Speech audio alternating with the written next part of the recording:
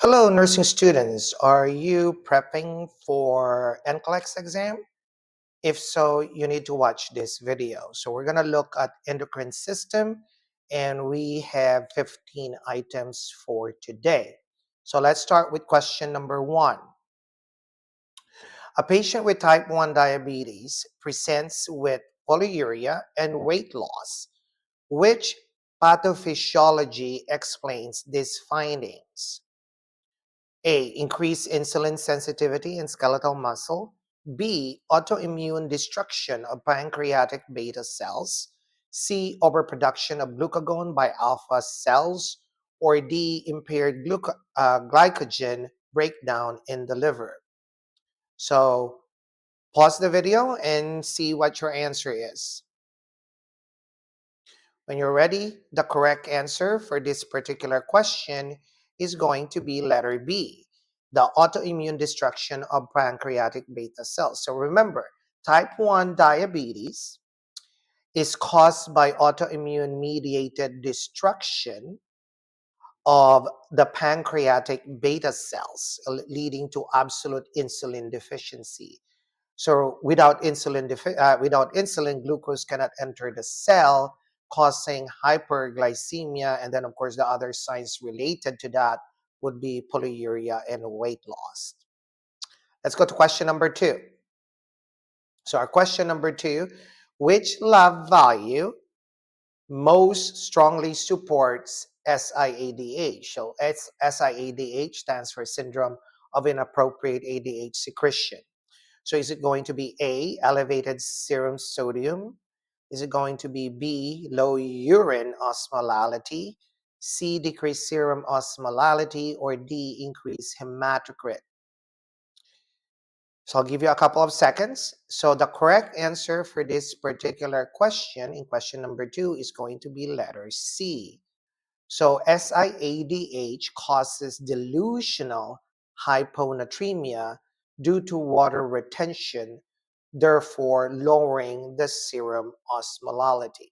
Okay, so my camera is over here, so I'm looking at this area over here. So let's go to question number 3. A nurse monitors a patient with Graves' disease. Which finding supports impending thyroid storm? It's going to be A, bradycardia and hypotension. B, fever, tachycardia and agitation. Hypothermia and lethargy. Or D, weight gain and edema.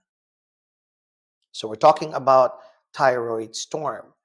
So the correct answer for question number 3 would be letter B.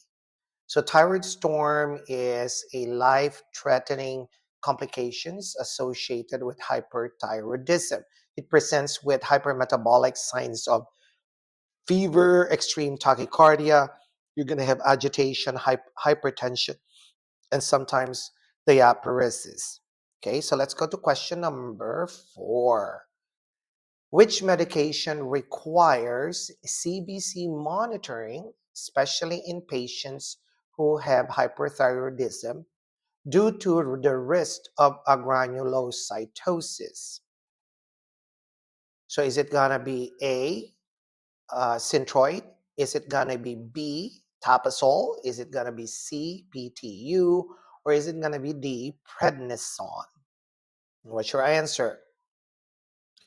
Okay, so in this particular question, the correct answer is Tapazole, letter B. So Tapazole and propylthiouracil or PTU are anti-thyroid drugs that can cause agranulocytosis. So therefore, we need to do CBC monitoring, especially because there is an increased infection risk, which can be life-threatening.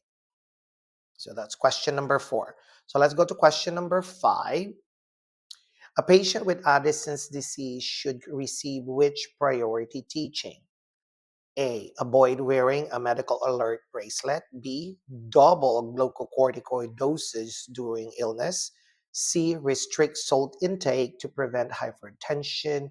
Or D, discontinue steroids abruptly once feeling better. So what's your answer? When you're ready, let's reveal the correct answer.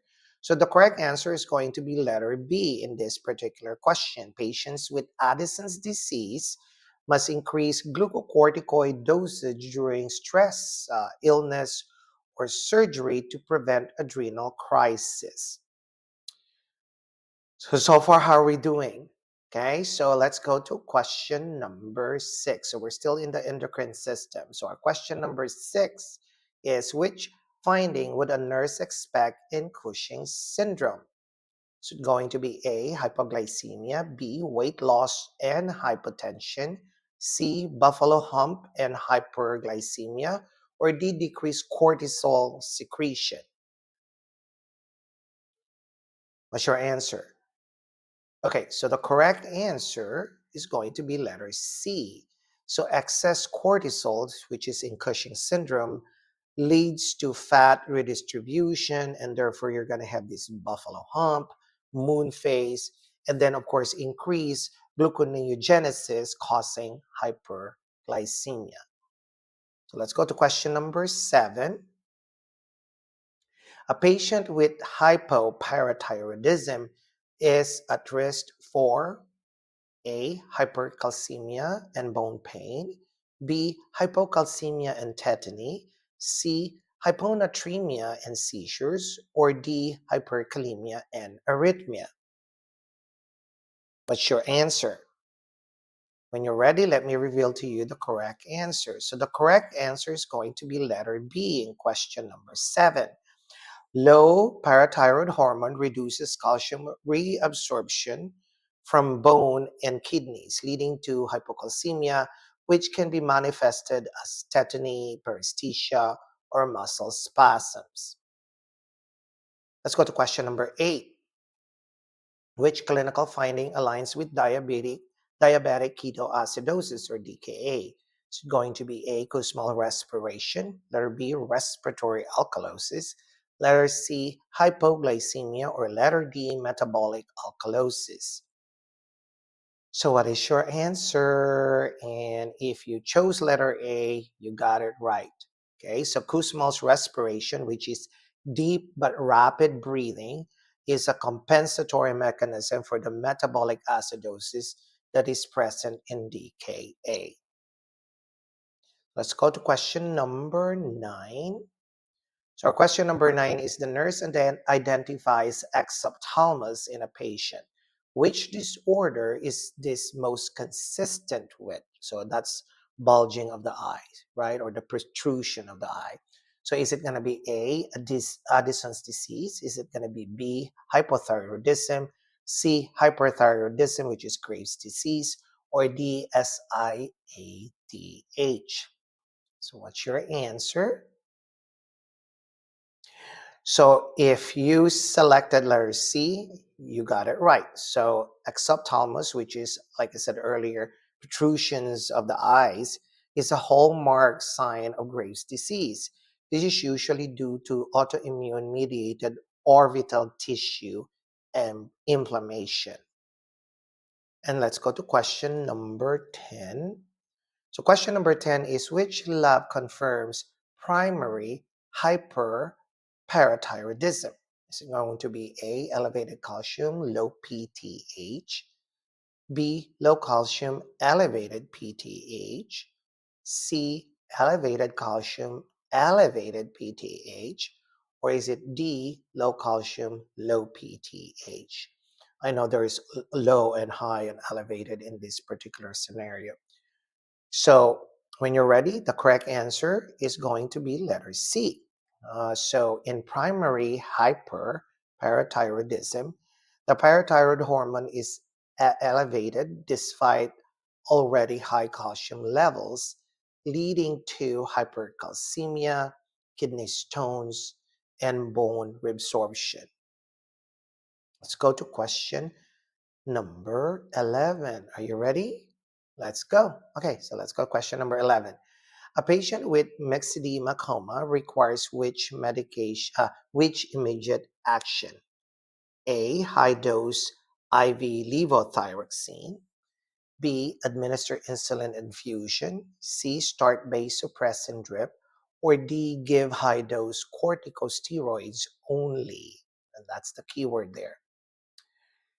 When you're ready, the correct answer for question number 11 is going to be letter A. So myxedema coma, myxedema is life-threatening hypothyroidism.